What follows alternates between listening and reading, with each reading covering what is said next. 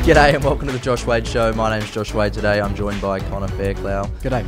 Well, that was short and sweet. I like that. Just a short g'day. G'day. Very stern. Yeah. Like, it's going to be. I'm not here for pleasure. I'm here to for pain. For pain. Yeah. And it's going to be a painful episode because today we are talking about the Las Vegas massacre, the shooting. That's what we wanted to talk about today. These are going to be short little snippet bits that we're going to do over Christmas. Yep. But also looking at putting. We'd love to know what you think. If you want me to do more of these as more of a midweek thing, so like short 20 to 30 minute episodes, middle of the week, and then you still have the hour episode with the guest on a Sunday.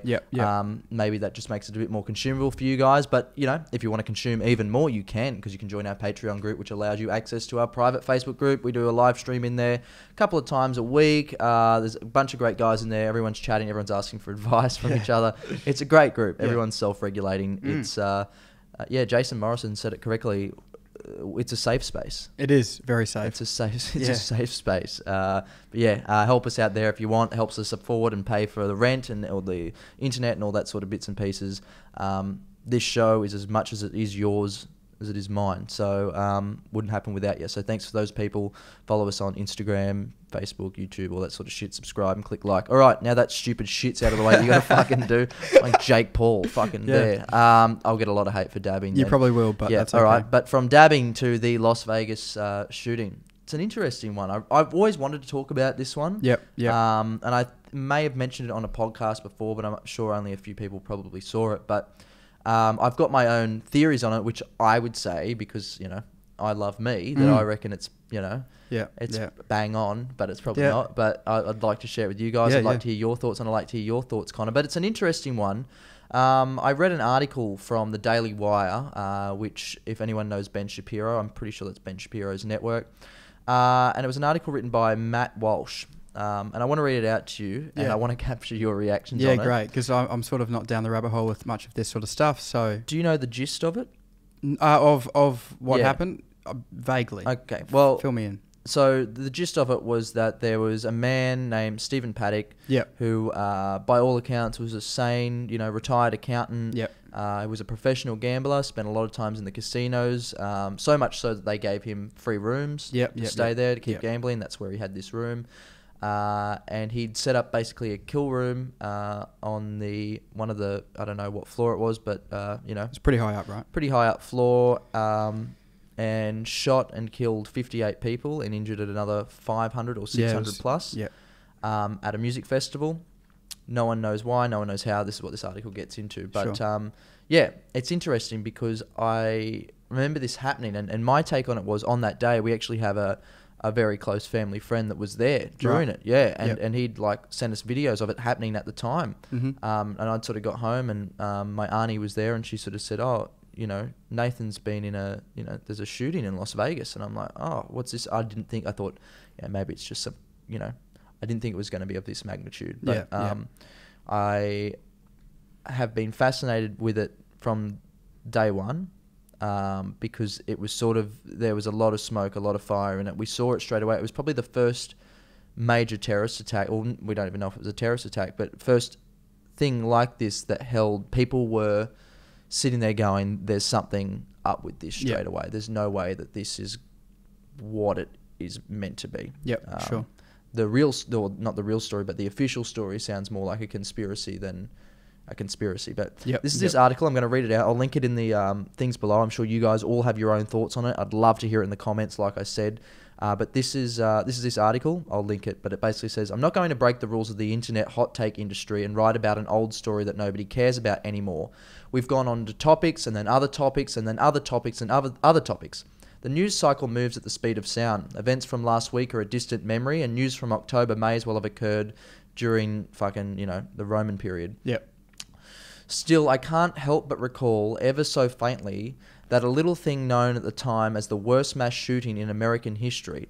If memory serves, a wealthy 64-year-old gambler named Stephen Paddock murdered 58 people and injured hundreds from the window of his luxury hotel room.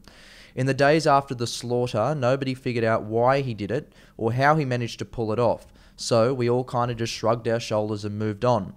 The questions were never answered. It is now 2 months later, and we know as much today as we knew 6 hours after the shooting, but nobody is talking about it anymore. It's as if it never happened. There was a time when a mass shooting of this magnitude would dominate the news for weeks and weeks. Columbine, which paled in comparison to this, was the only thing anyone ever talked about for at least a month. Movies about it, all that sort of stuff. Yeah. Even more recent shootings like Charleston or Aurora, Orlando were in the headlines for much longer than Las Vegas. Yet there were more people shot in Las Vegas than in Columbine, Charleston, Aurora, and Orlando combined. Twice as many easily. Well, I actually don't know how many people were shot. They tell us 527 people were injured along with the 58 killed. But were all those injuries from gunshots? Did the guy actually physically shoot 585 human beings, or were some of the injuries from people getting knocked over and trampled in the melee? I would imagine the latter must be the case, but I don't know. It's been 2 months and we still don't even know how many people Paddock shot. Maybe that number is available somewhere, but I couldn't find it. How is that possible? How could it be 2 months after the worst mass shooting in American history and we still don't have a precise and well-publicized casualty count? Yeah, that's a good point. Yeah, so that's the first point. But this just keeps going deeper and deeper because you start sitting there and you go, shit, there are a lot of unanswered questions about this. This is worse than 9/11. This is like... And that's just one unanswered question. There are many more because basically none of the questions about Las Vegas have ever been answered. And they don't need to be answered because nobody's asking them. So the questions remain. Questions like, why did he do it?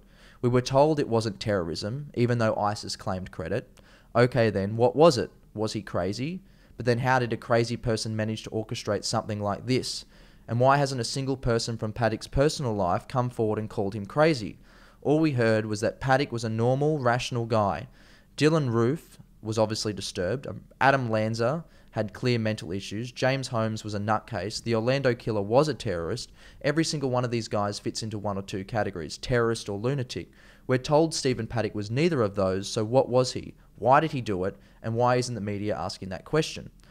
In all fairness, some media outlets have sued the FBI to gain information about the shooting, but they could put more pressures at the power that be if they actually reported on the story and asked this question publicly. Or this question, how did he do it? We know he used a gun, or guns. He had a dozen guns in the hotel room with him.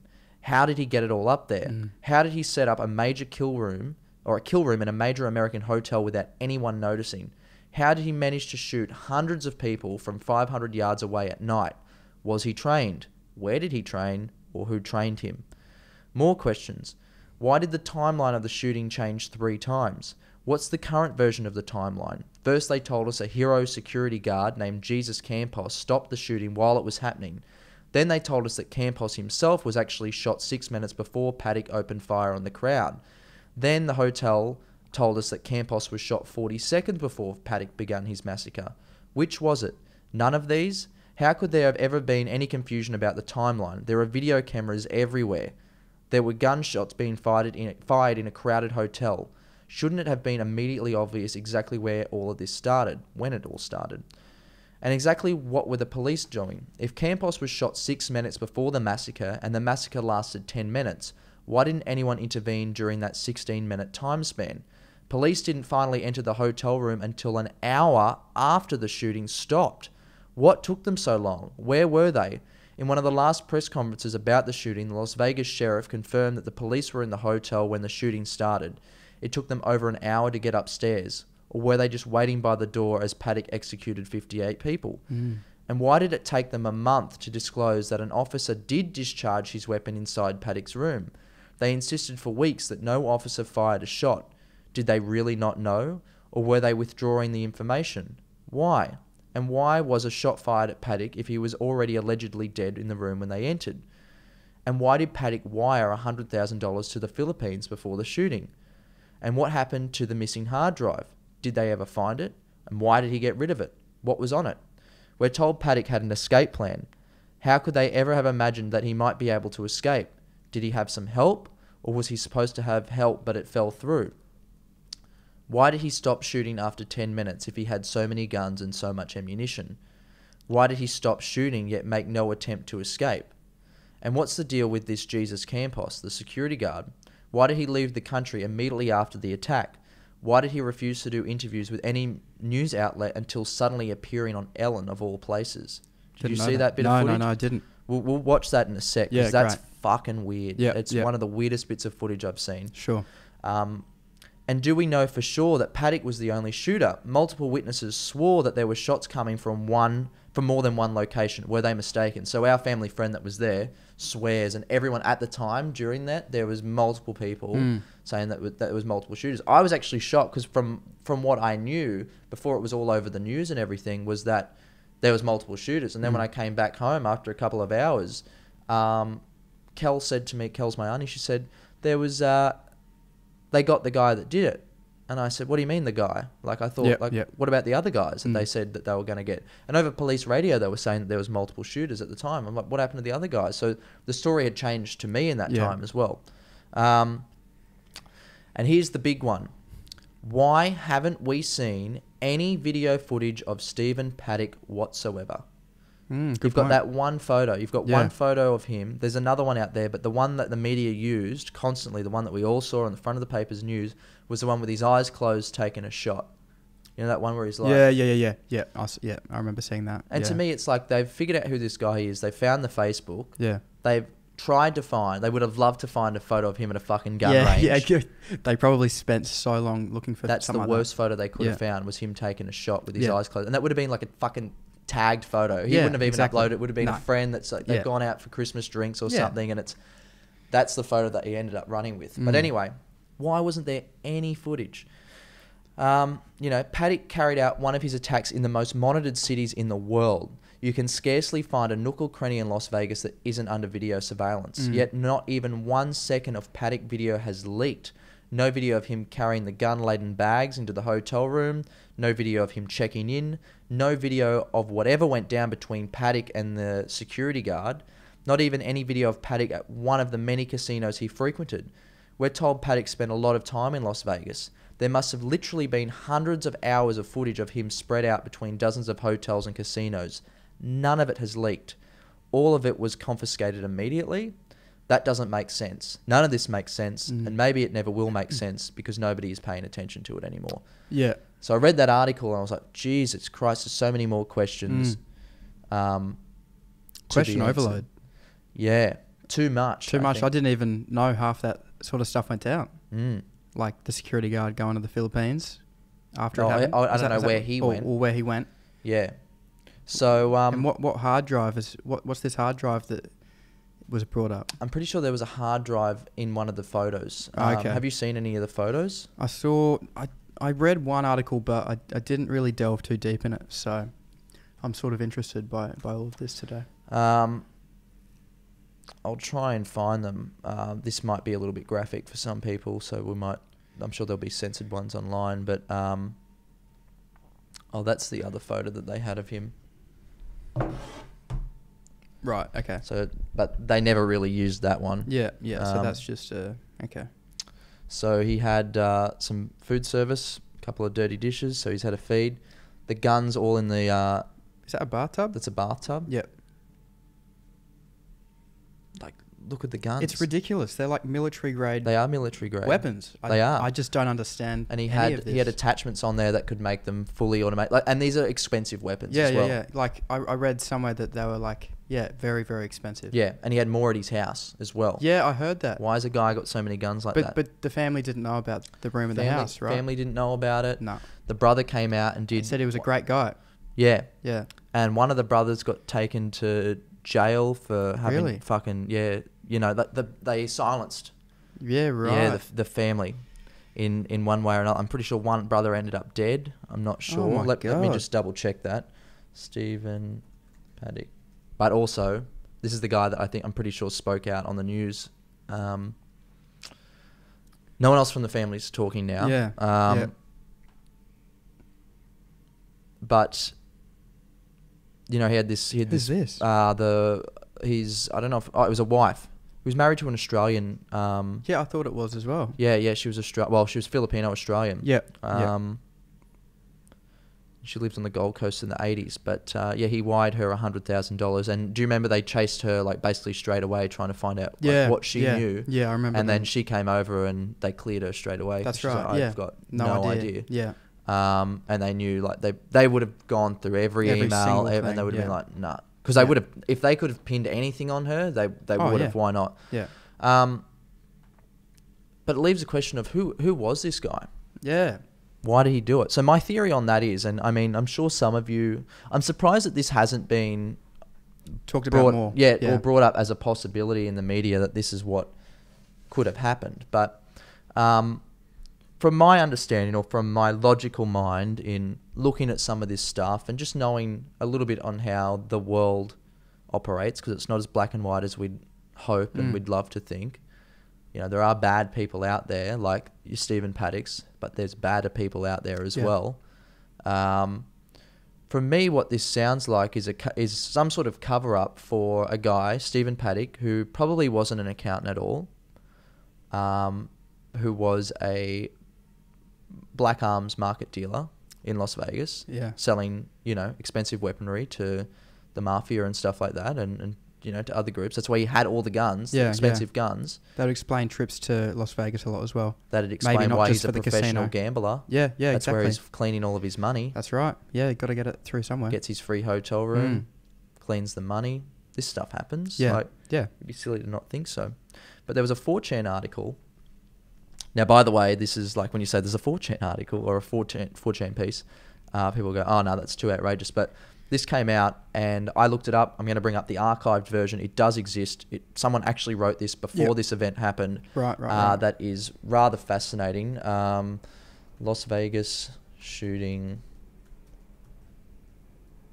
So a guy sort of wrote a warning that was alluding to something like this happening. Snopes.com, unproven. It's there. You've only got to look at... Geez, they've really fucking got rid of that off the... They really got that off fucking Google's top page. Because it was there when I first looked ages ago. Yeah. Mm-hmm. Here you go. This is the archived version. But this is pretty wild.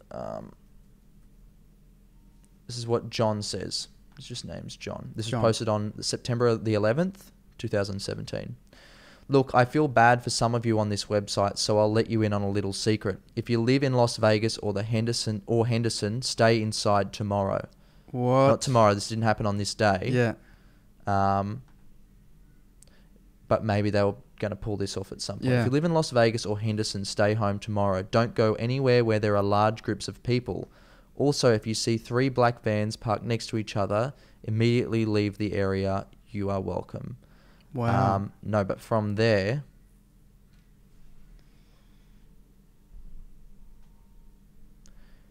He then says... John says, it's called the High Incident Project. They want to make the American public think that places with extremely high security are not safe. They are trying to create more regulations. You will see laws proposed within the next few years to put up more metal detectors and other security devices. Media and politicians will be saying places with a lot of police need even more police. I can't guarantee anything will happen tomorrow, but Las Vegas is on their minds. John. Wow. Yep. It's pretty full on, isn't it? And then after that, if their plan is successful, the state of Nevada will pass a law in the future making all casinos have mandatory metal detectors and backscatter machines. Soon after, a federal law will be passed to put these machines in universities, high schools, federal buildings, you name it. OSI Systems and Chertoff are the main producers of these machines. Sometime around 2020, Chertoff and OSI will merge into a single company. After they merge, the owners will sell off all their stock and make billions in profit.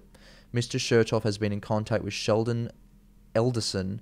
Mr. Elderson will become a huge sponsor of these machines, and he will be the first to put them in his casinos when the law passes. This is my last message for now. Don't expect me to return anytime soon. So, after that, reading that on the day that this happened, because this was sort of come up in a lot of the forums and shit, I just typed in Las Vegas metal detectors on Google. And then on that day, a bunch of them were, win Las Vegas, Encore will begin checking bags with metal detectors. That's on the 4th of October, the day after. Right, yeah, okay. Because the contracts for them, I don't know if you've been, I'm sure you've been to airports, yeah. You know those, I've been to airports. I know, you go with me sometimes. We fly around a lot. Yeah.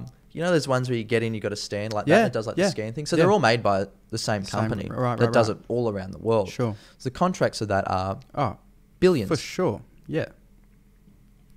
I'm drinking water like Trump at the moment, but the contracts for them are like billions. Yeah.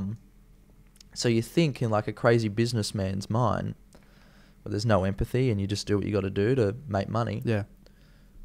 What's 600 people, 500 people getting shot and 58 getting injured if it means That's true. Yeah. billions of Upgrades. dollars? Yeah. And you know, there's people that would have had insurance, like in 9/11, like there was a lot of people that, you know, whoever did it, you know, whether it was, you know, an inside job or whatever, there was a lot of people that benefited from that happening, that got massive payouts. The insurance on the 2 towers was changed so that if a plane hit the towers, they'd get a massive payout. Larry Silverstein, which is the guy that took the lease out on the towers. You know, America benefited in some sense because they went to war and it, you know, stimulated that whole economy. They're able to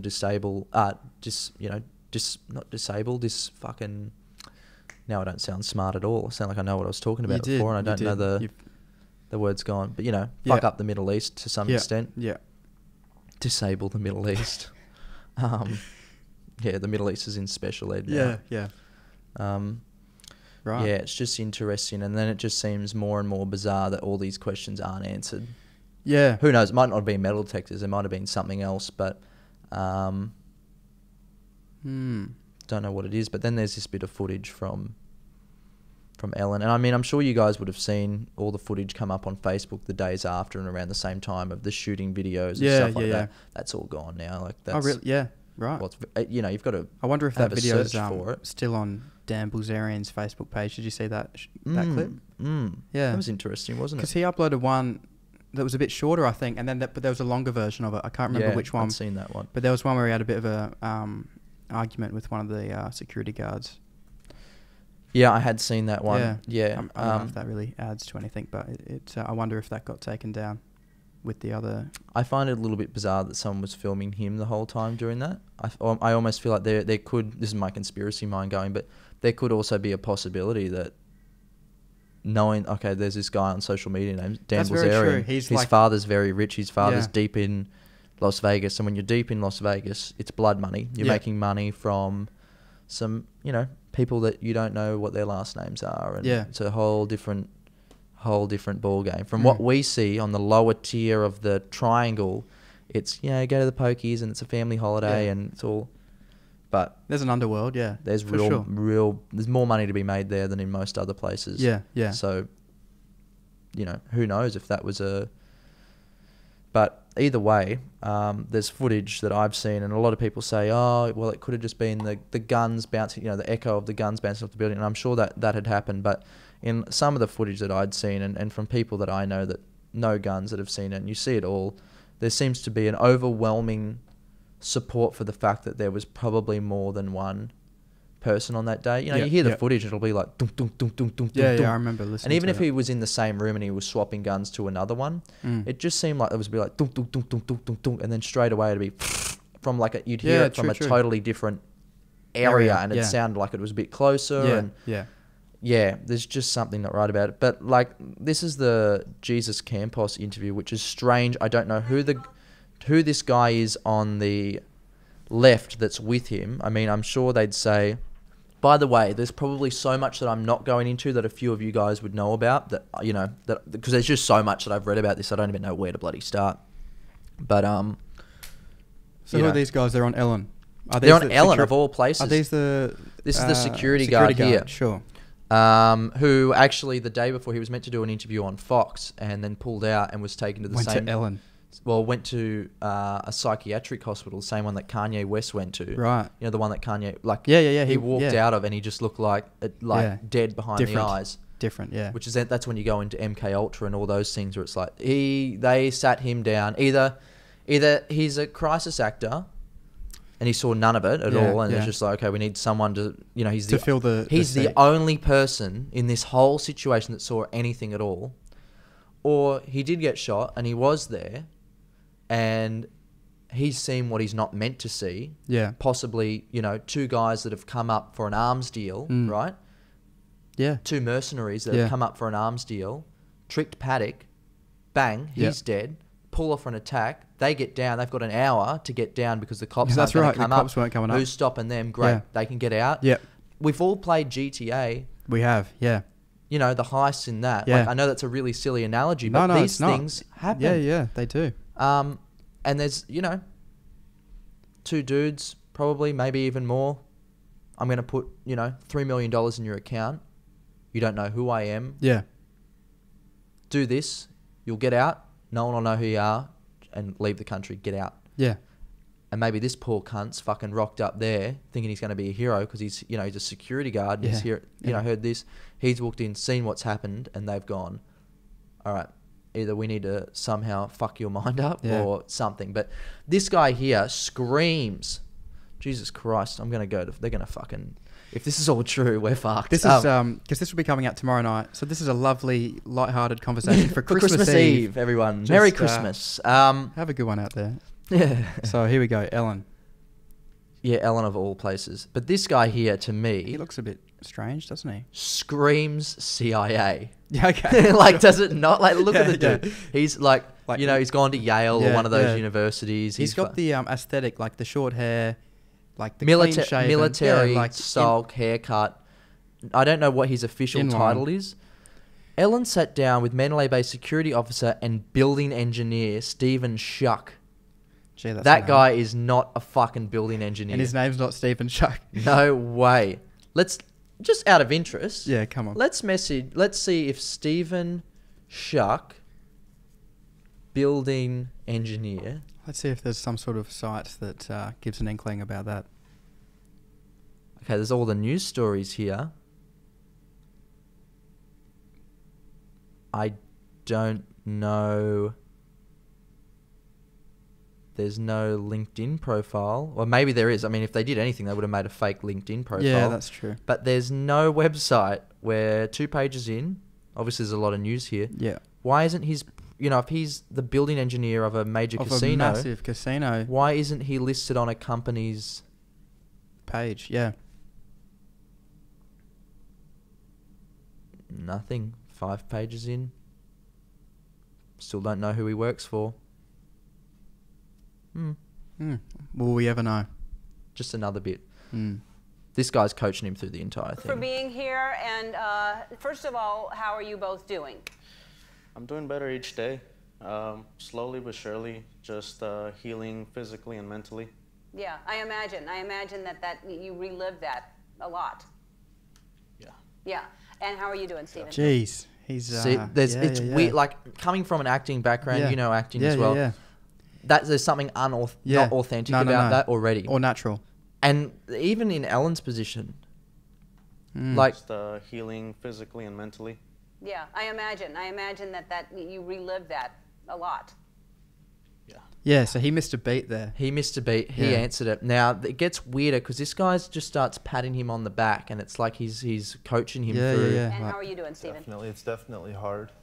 As each day passes, though, we're working to get over this. Okay, so Jesus, you're the security officer, and you were called to check on a door that was.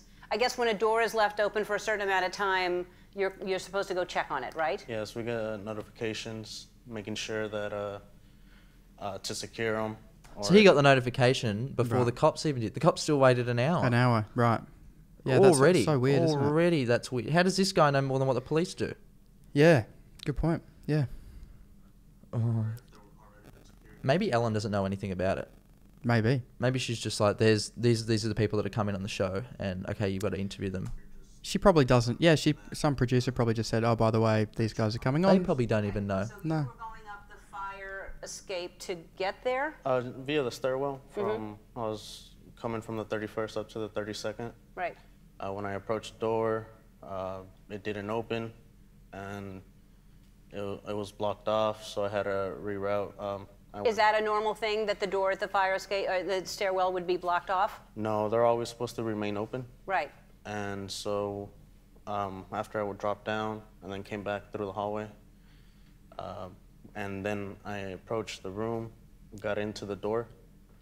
Yeah, right. Oh, okay. See that? That's bizarre. Yeah. That's a bizarre time to. It's not like he's even if he was getting emotional This is some guy that's totally unrelated to him. He's a building engineer. Yeah. There was a metal bracket holding the door in place. Right. So what we're talking about here, just so everybody's clear. Jeez, that was on beat, wasn't it? Yeah, and she pulls it out like it's like a book, or like we're giving away Mariah Carey's new CD or something. Yeah. Jeez. She almost pulls it out before he brings it up. As soon as he does that, see how she makes a move. As soon as he does that, it's like, okay, pull out his. Yeah. Like it's a scene that's being blocked. And then I approached the room, got into the door. Cue Ellen bringing out There was a metal bracket holding the door in place. Right. And he so stops what then. we're talking about here, just so everybody's clear. Okay. Oh, she's got little and pointy she's got a little this pointy is thing. where Yeah, that's good, isn't it? The hotel room where the shooter was. She's being coached through this now because she like. Yeah, maybe she does sort of. This is the stairway, and this door here was blocked, and you didn't know that till you came up through the elevator and went through this door and saw that there was something blocking that door. And when you saw that, did you think that's weird? Why would somebody put brackets on a door? Yeah, that's just out of the ordinary. That was the beginning. Yeah. Okay, and then you walk out of this, and this just slammed. Well, when I was in between that area, I was calling security dispatch to get transferred to engineering. They didn't know anything about it, so they dispatched an engineer They're spoon feeding you. Hotel suite, like they're laying out the official story for you. And I mean, most people watch Ellen. A lot of people watch Ellen. Well, a majority, I would say a large majority of people would watch Ellen. I mean, the views that she gets probably more than some Fox show. Oh, well, there's a reason why she's been on air for 15 seasons. If you were going to spread a lie, not saying that they are, but if you were going to spread a lie, or some sort of disinformation, it's actually probably a pretty good place to do it. Yeah, Ellen wouldn't lie. No, of course not. No, Ellen's just a weird place to do it on a show like that, anyway. Yeah, I guess it is, isn't it? If you think about all the other places that could have been reporting on it, and then they go to Ellen. It's a bit odd. Yeah, I mean, there's plenty of footage. I don't even know. Like, I wanted to show some footage of the gun stuff, but I wouldn't even know where to start. We couldn't do it in 40 minutes. No, how long has this been going for? 33. Yeah. Look, it's, I mean, I wanted to, this one's sort of for the people that first started watching our original podcast, which was a conspiracy podcast. Bit of theory-based stuff. Yeah, just a discussion, I guess, because we don't know. I'm not saying that I know, and no disrespect, because there were people that died in that. Lost their lives, yeah, and really got injured and lives destroyed in that. And I suppose it's one of those things where this is not, I don't want to be trivializing this or anything like that. It's a genuine, how could this happen? Yeah. What a horrible thing to happen. Yeah. And how horrible is it that we haven't spent any time trying to figure it out, really? It's the same with 9/11. Like the amount of money that they spent on, I'm fairly certain the analogy is the amount of money they spent, O.J. Simpson's trial or something like that cost them more. Yeah. They spent more on that than what they did the 9/11 investigation. Yeah, let me just double check that. I just want to make sure that I'm saying the right thing again. O.J. Simpson, 9/11. That's not going to come up either. Maybe it wasn't O.J. Simpson, but it was something like that. The money that they'd spent on the biggest terrorist attack in American history, and that they just sort of put it under the rug. Yeah, no questions answered, really. Just Anyway, I'm sure we'll do a 9/11 episode at some point. We have as to. well. We've been saying we will for a while. Yeah. We've got to just get the right guest for that, don't we? We want to get the right guest. You have so much sort of information about it. We need someone that can match it. Yeah, and that knows even more. Yeah, exactly. Yeah. I don't know how much of that sort of footage are we going to be able to overlay, if any. We can overlay most of it, just as long as it's in the corner. Right. Okay. We need to get that software set up, don't we? Yeah, we do need to get that software set up. But anyway, that's that. We'd love to hear your thoughts in the comments. We could go deeper if we went for hours, but we want to just make this stuff short and consumable for you guys, and a good over the Christmas break at least. Anyway. Over the Christmas break at least, we may go busy. But yeah, hopefully at the start of next year. Basically, season 2 of the Josh Wade Show will start January 7th. So we'll that's have good. Let's do that. New titles, new intro, new all of that. So big year coming up. New guests. Yep. Big year coming up. And then hopefully something like this will sit in the midweek. Yep. And then along with the My 2 Cents videos, which is sort of for the people inside of the Patreon or the group that we have, private Facebook group. Yep. For them to ask questions and get advice from someone unqualified like myself and the guest that comes on as well. Yeah. So other than that, you're watching the Josh Wade Show. Thanks for coming on, Connor. Thanks Appreciate for having it. me. Merry Christmas. Merry Christmas. Yep, and I'll see you in about 2 minutes when we film another one. See yous.